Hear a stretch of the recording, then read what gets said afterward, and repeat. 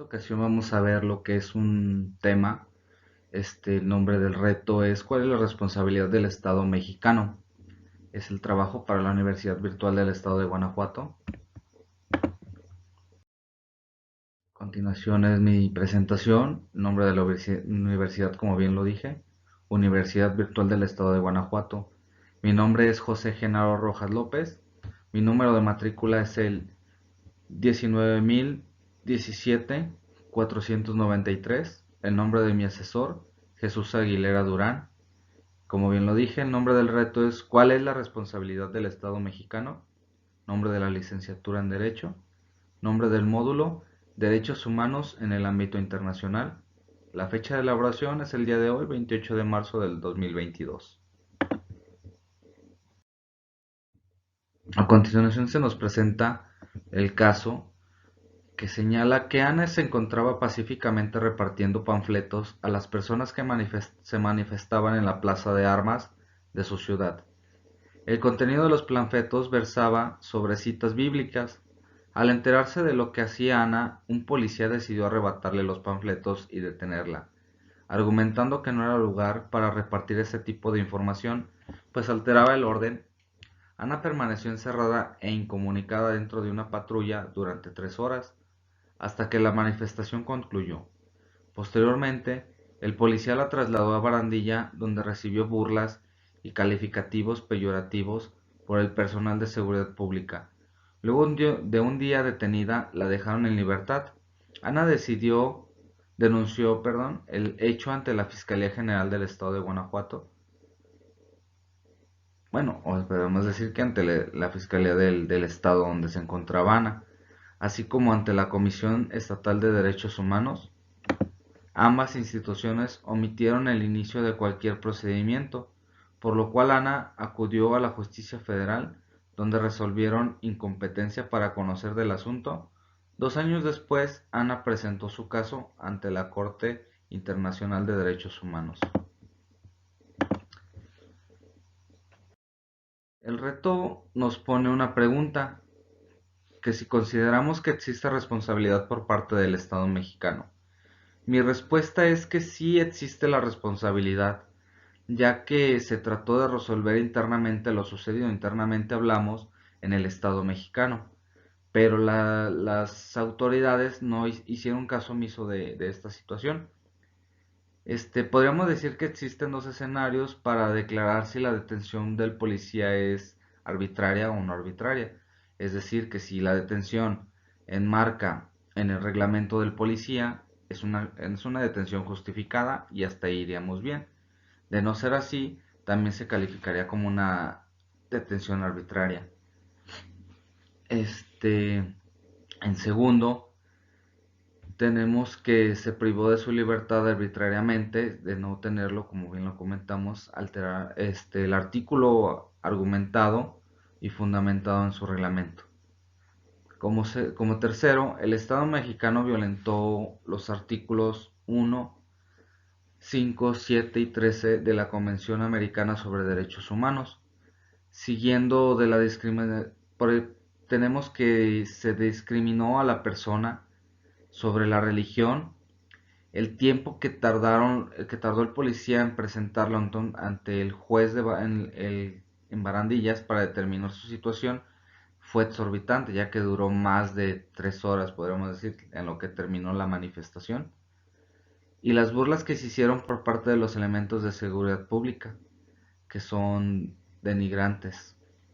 Tenemos que el artículo 1 de la Convención Americana nos señala que los estados partes de esta convención se comprometen a respetar los derechos y libertades reconocidos en ella y garantizar su libre y pleno ejercicio a toda persona que esté sujeta a su jurisdicción.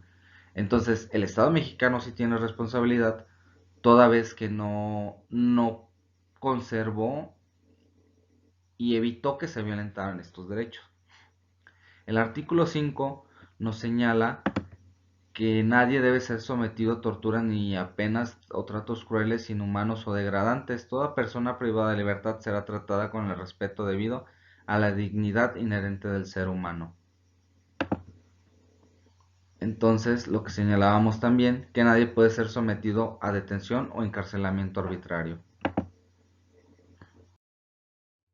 Seguido, el artículo 7, nadie puede ser privado de su libertad física salvo por las causas o condiciones fijadas antemano por las constituciones políticas, partes o las leyes dictadas conforme a ellas. Toda persona detenida o retenida deberá ser informada de las razones de su detención y notificada sin demora del cargo o los cargos formulados. Y el artículo 13 nos señala que la libertad de pensamiento y de expresión.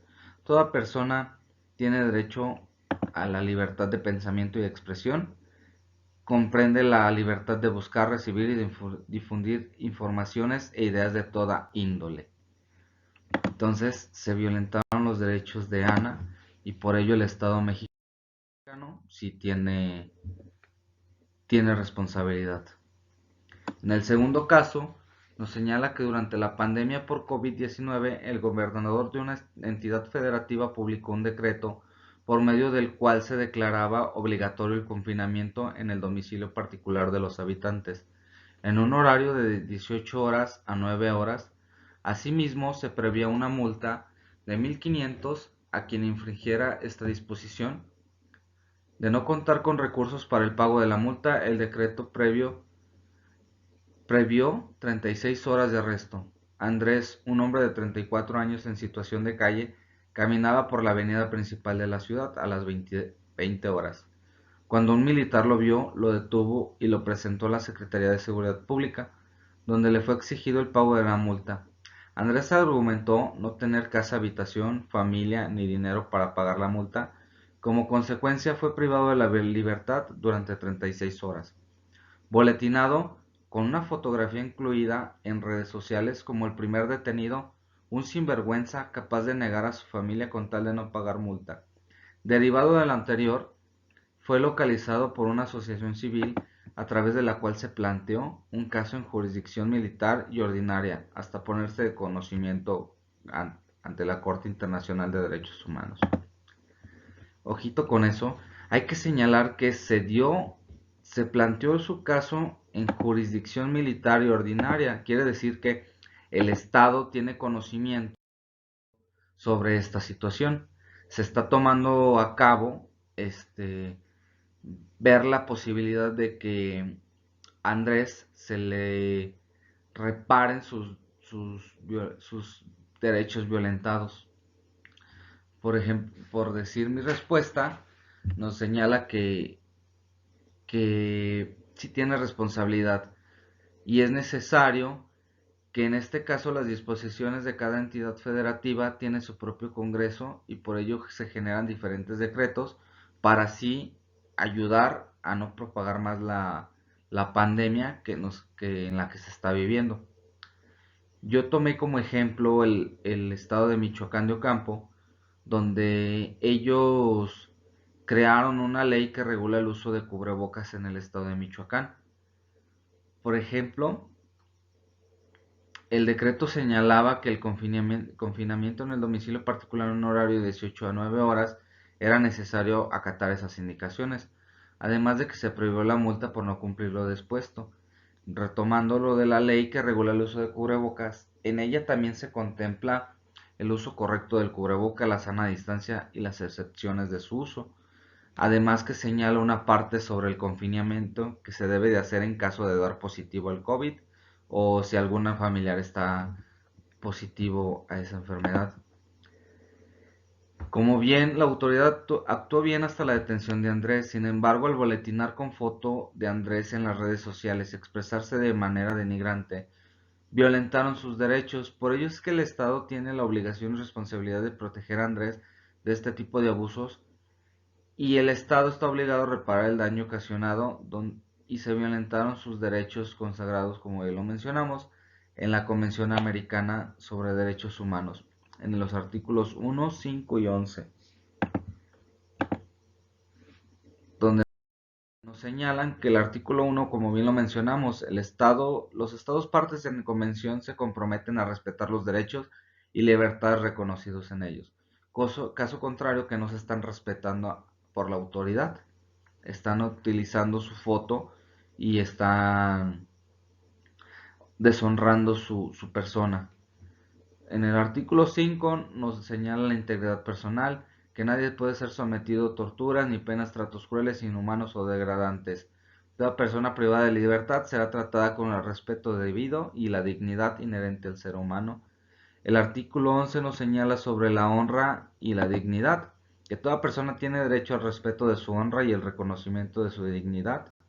Nadie puede ser objeto de injerencias arbitrarias o abusivas en su vida privada, en la de su familia, en su domicilio o su correspondencia, ni de ataques ilegales a su honra o reputación.